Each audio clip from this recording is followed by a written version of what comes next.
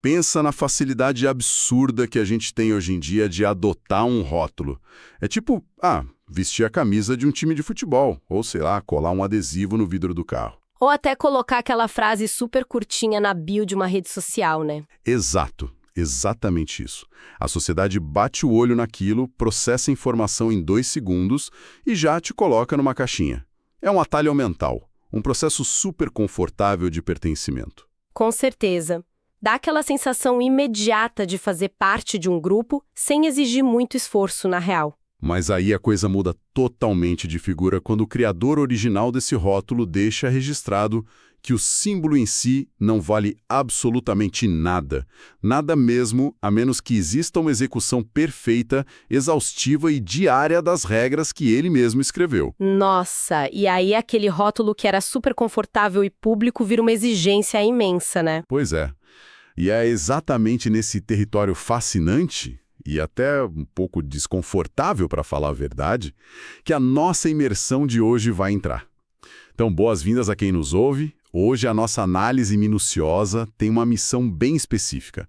Nós vamos examinar um documento de estudo intitulado Você é Verdadeiramente Cristão, escrito pelo irmão Marcelo Oliveira. E é um texto bem profundo. Sim, o texto inteiro orbita firmemente ao redor daquela ideia central de redefinir, ou melhor, resgatar o que constitui a identidade cristã original. E olha, antes da gente avançar 1 milímetro sequer, é essencial fazermos uma pausa estratégica aqui para definir o nosso tom. Boa, sempre importante. Sim, porque a galera que já acompanha as nossas análises sabe que o nosso objetivo primário aqui não é endossar, não é validar e muito menos julgar as visões religiosas ou teológicas desse documento. Até porque a gente não está aqui para tomar partido em debate milenar de religião, né? Exatamente. O nosso papel é destrinchar, de forma totalmente imparcial e analítica, os argumentos, a lógica estrutural que o autor construiu no texto original. É tipo fazer uma engenharia reversa das ideias dele. Engenharia reversa, gostei disso. A intenção é tentar entender o código-fonte dessa interpretação específica, sabe? Compreender como o texto conecta os relatos antigos com a prática da nossa vida moderna. Então vamos destrinchar isso. O ponto de partida do material estabelece uma premissa fundamental logo de cara, que é a seguinte: carregar esse nome não é de jeito nenhum uma identidade cultural. Não é um dado do IBGE, digamos assim. Exato, não é um dado demográfico para você marcar num censo. Pela argumentação do documento, a gente está falando de uma realidade espiritual muito prática, focada em seguir, obedecer e viver de uma maneira extremamente restrita. E para dar um peso mais intelectual para essa premissa, o autor recorre à etimologia, o que, convenhamos, sempre oferece uma âncora histórica muito legal para qualquer análise. Com certeza, a origem das palavras sempre entrega muita coisa. Pois é, o documento cita o termo original, grego, cristianos, referenciando um evento bem antigo, lá dos relatos históricos. E o detalhe linguístico crucial dessa palavra está no sufixo, aquele finalzinho ianos. Que significa o que na época? Na antiguidade clássica, esse sufixo denotava claramente uma ideia de pertencimento a, ou partidário de. Então, literalmente, o termo significa alguém que pertence a Cristo ou um seguidor exclusivo. Um seguidor exclusivo. Sim. O autor usa o peso histórico dessa raiz para preparar o terreno da tese principal. Uma tese que vai ditar o ritmo do texto todo, que é essa ideia inegociável da exclusividade absoluta. E, cara, essa ideia de exclusividade absoluta levanta uma questão prática na hora. Porque se o termo significa pertencer a alguém de forma exclusiva, a discussão natural é como o texto define esse segmento na prática da rotina. É a pergunta de $1 milhão. Pois é. E lendo a espinha dorsal do argumento dele, você logo nota que tem uma palavra minúscula que faz todo o trabalho pesado. Uma palavra de só 2 letrinhas que carrega o texto nas costas. A palavra só. Exatamente, o só. É um padrão estrutural impossível de ignorar na leitura. A lógica toda dele se apoia em repetir isso de forma muito enfática. O documento afirma que o verdadeiro seguidor só segue o líder original, só obedece a ele e só aprende com os textos originais. É um purismo muito grande. Sim. Não tem nenhum espaço metodológico para aquela fórmula clássica de, sei lá, o líder original e mais alguma coisa. Ah, tipo, adicionar tradições no meio do caminho. Exato. Qualquer adição, por mais bem intencionada que seja, é vista na lógica do texto quase como uma contaminação, uma quebra da pureza daquele conceito de seguir uma pessoa só. Sabe a imagem que me vem à mente lendo essa defesa toda de pureza conceitual? É tipo a evolução da tecnologia. Como assim? Imagina que a mensagem original seja um sistema operacional perfeito. Recém-instalado, super limpo e rápido. O código-fonte original vindo direto da mão do desenvolvedor. Tô acompanhando. Aí, com o passar dos anos, o que o autor chama de tradições humanas vão sendo adicionadas a esse pacote. É como se fossem aquelas atualizações de software de terceiros, sabe? Aquelas que já vêm cheias de bugs. Isso. Que prometem melhorar a sua experiência, mas na verdade funcionam como bloatware. Ah, aqueles aplicativos indesejados que ninguém pediu e não dá para desinstalar. Perfeito.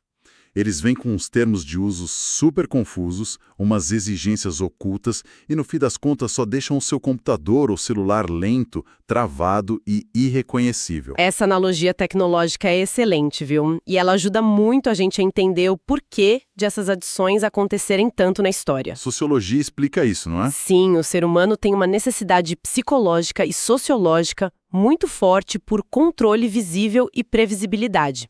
Regras criadas por líderes terrenos e rituais estéticos dão uma sensação palpável de segurança para a comunidade. É mais fácil seguir um manual de regras que você pode ver e tocar do que viver uma dependência puramente abstrata. Exatamente.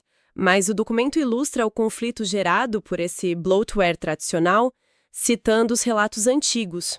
Tem uma parte específica onde existe uma cobrança das instituições da época sobre não seguir a chamada tradição dos anciãos, que era basicamente um monte de regras sobre como lavar as mãos de um jeito super específico. Uma regra totalmente inventada. Sim, e a resposta registrada nos textos rebate essa crítica na mesma moeda, questionando o motivo pelo qual as pessoas transgridem os mandamentos vitais originais só para bancar as tradições que elas mesmas inventaram.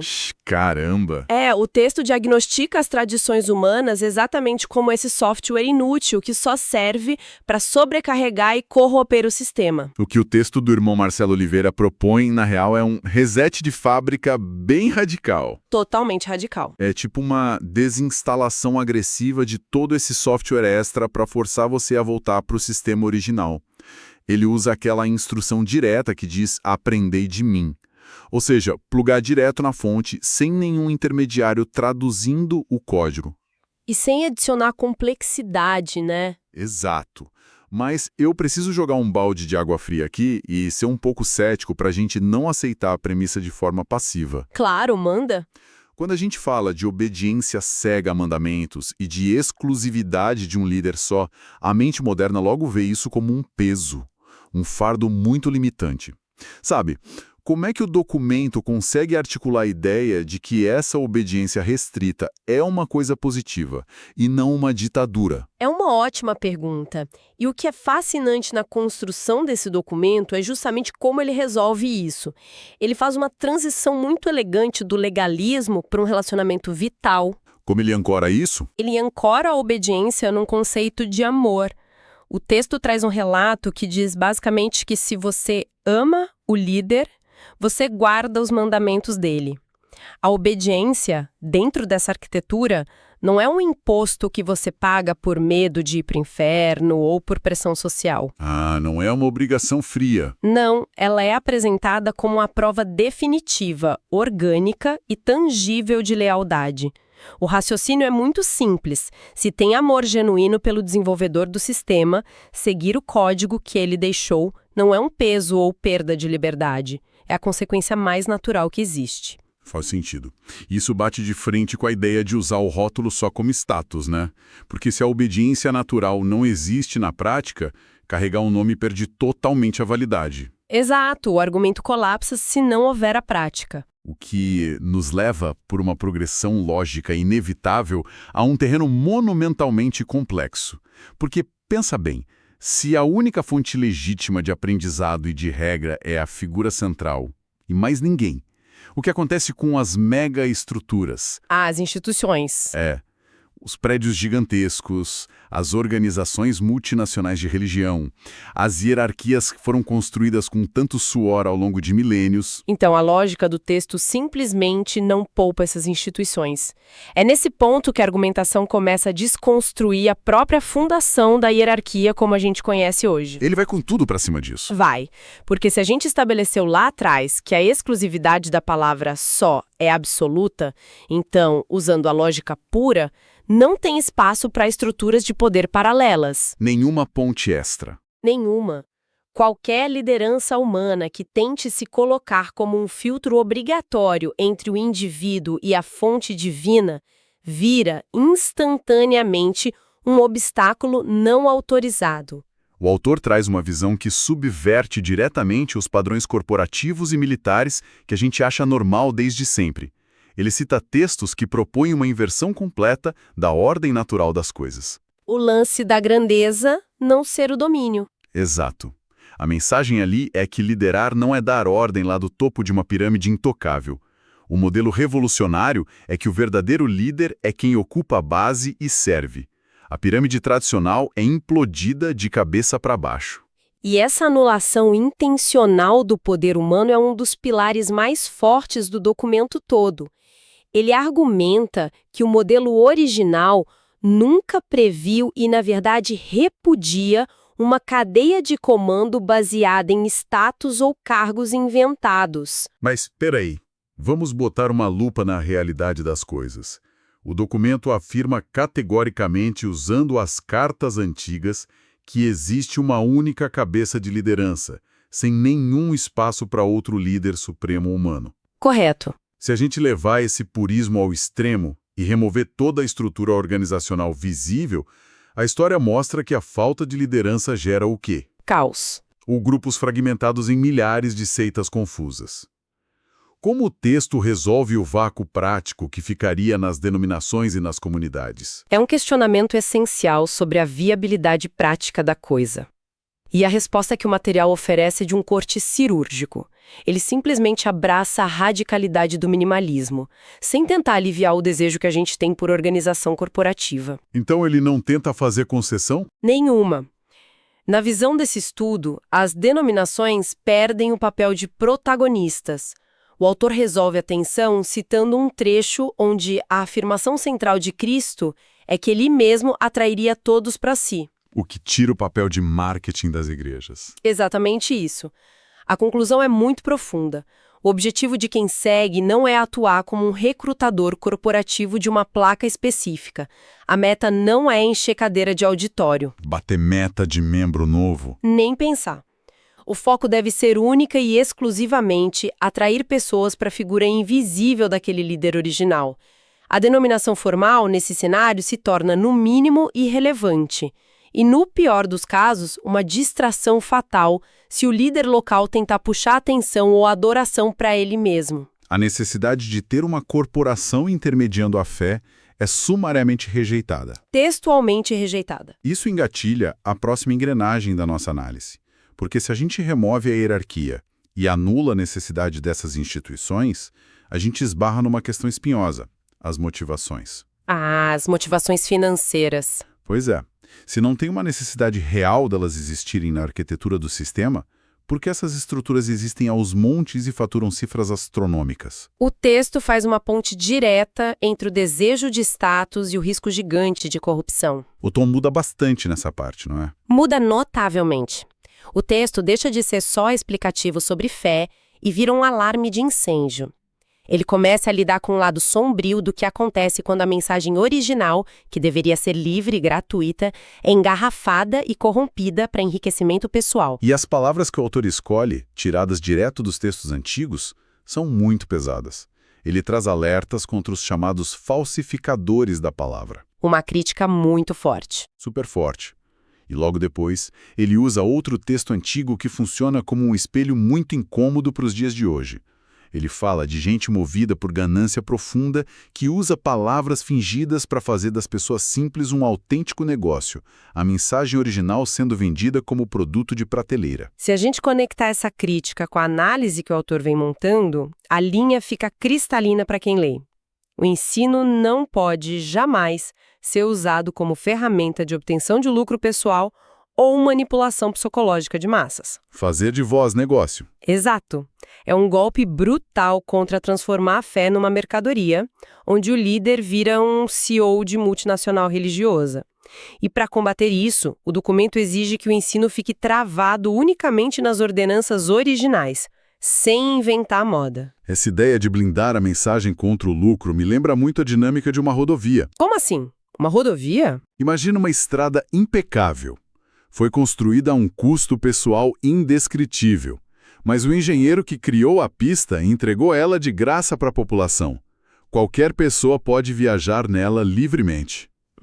O que a falsificação da palavra faz, seguindo a lógica do documento, é colocar grupos organizados montando cabines de pedágio clandestinos no meio da estrada. Nossa, genial! Eles começam a cobrar taxa de passagem, inventam leis de trânsito que não existiam, fazem pressão psicológica para você comprar o mapa superfaturado deles e ainda juram de pé junto que todas essas taxas são exigência do engenheiro original. A imagem do pedágio ilustra perfeitamente a denúncia. O pedágio é a falsificação. O objetivo de restringir o ensino só ao código-fonte original é justamente tentar derrubar essas cancelas ilegais, sabe? Não deixar criar atalho falso. Sim, é impedir que líderes carismáticos adicionem regras próprias, criem dependências tóxicas ou vendam facilidades espirituais só para alavancar benefício financeiro e manter as pessoas sob controle. A rodovia tem que ficar pública e sem ser monetizada. O problema é que, lidando com o ser humano, a gente sabe que essas cabines continuam sendo construídas todo dia. A mensagem continua sendo falsificada. E qual é o próximo passo de qualquer sistema que sofre muita infração? A auditoria. A famosa prestação de contas. É para esse acerto de contas que o irmão Marcelo Oliveira conduz o raciocínio na reta final. Depois de definir aquele padrão super alto da palavra só e de alertar sobre o lucro, o texto entra num tribunal. E a exclusividade volta com tudo aqui, mudando a dinâmica de poder. Como o texto aborda o tribunal. Ele usa cartas antigas para mostrar que a auditoria final não vai ser feita por um conselho de pastores, nem por um comitê de ética de mega igreja. Você vai comparecer sozinho diante de um tribunal exclusivo, prestando contas unicamente para Cristo. E a consequência teológica e principalmente psicológica disso é uma verdadeira faca de dois gumes monumental na vida da pessoa. Faca de dois gumes? Sim. De um lado, essa ideia te liberta de uma forma absurda. Ela arranca todo o peso emocional das mãos de qualquer líder terreno, porque eles perdem o poder final de te condenar ou absolver. É lógico viver aterrorizado por um sistema humano se o juízo final é numa jurisdição totalmente diferente? Exatamente. Deve ser um alívio imenso para quem já viveu oprimido por liderança controladora. Mas o lado perigoso dessa lâmina é que a responsabilidade individual aumenta de um jeito assustador. O cobertor corporativo some. O escudo de segurança derrete. Não dá para terceirizar a culpa e dizer na hora da auditoria, eu fiz isso porque o meu líder mandou. Ou achar que está salvo só porque passou 30 anos pagando mensalidade para a igreja mais famosa do bairro. O peso das escolhas cai direto no colo do indivíduo. A realidade gélida de estar sozinho nessa hora. É intransferível. E a condição final do texto é uma batida de martelo. É a pá de cal sobre a identidade cultural de fachada. O autor traz aquele alerta super cru e assustador de que nem todo mundo que fica dizendo Senhor, Senhor vai entrar no reino. É a destruição da carteirinha de fã-clube. Total. Perde a relevância saber quantas vezes você repete o nome em público. Não importa se você sabe os jargões evangélicos da moda ou se bate o ponto todo domingo no prédio físico da igreja. E o que importa, então? É a separação cirúrgica entre o que é só discurso retórico e a prática efetiva da vida. A validação autêntica dessa identidade é condicionada de maneira inegociável à vivência diária. O criador do sistema não se importa se você usa o nome dele, se o código-fonte não estiver rodando no seu comportamento. Então, agrupando tudo isso, o que a gente tira de lição desse panorama geral? Sob a lente rigorosa do documento, se apropriar da nomenclatura é fútil, a menos que você tenha 3 pilares.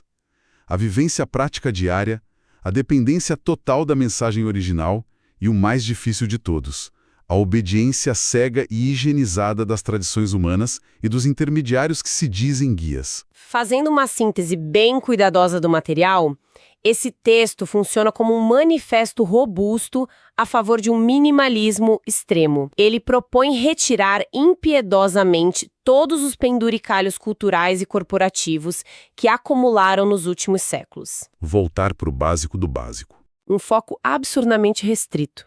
Uma visão de seguir só um líder, rejeitar dominação humana, repudiar qualquer monetização da fé e focar cirurgicamente nas palavras documentadas originais. É uma tentativa ousada de restaurar o sistema, apagando o bloatware e quebrando os pedágios clandestinos. E essa conclusão deixa uma semente filosófica absurdamente provocativa para quem está nos ouvindo refletir agora no silêncio. Se a gente fizesse um experimento mental hoje e aplicasse rigorosamente essa mesma régua do documento no mundo real, rejeitando tradições fotogênicas, anulando líderes intermediários e derrubando as cabines de pedágio que misturam mensagem com dinheiro? É um exercício tenso. Muito. Se a gente exigisse o retorno ao serviço humilde, sem busca de status, quanto dessa gigantesca engrenagem que o mundo chama de cristianismo conseguiria sequer passar da primeira etapa de verificação? Eu diria que a esmagadora maioria ficaria retida na malha fina logo de cara. Presa nas exigências básicas do só seguir, só obedecer e só aprender da fonte original. É uma reflexão que escancara a distância gigante entre o rótulo histórico brilhante que a sociedade adora vestir e a serenidade impiedosa das exigências reais e invisíveis que estão nas páginas antigas que a gente examinou hoje. Sem sombra de dúvida. É uma lente que, quando você aplica na realidade, altera para sempre como você observa as dinâmicas de poder e as expressões de fé ao nosso redor. Ousar de visitar esses manuais primários quase sempre tem o poder de nos causar um monumental, incômodo e mega necessário choque de realidade. E é com esse choque de realidade reverberando nas nossas ideias que nós vamos encerrando a nossa análise detalhada por hoje.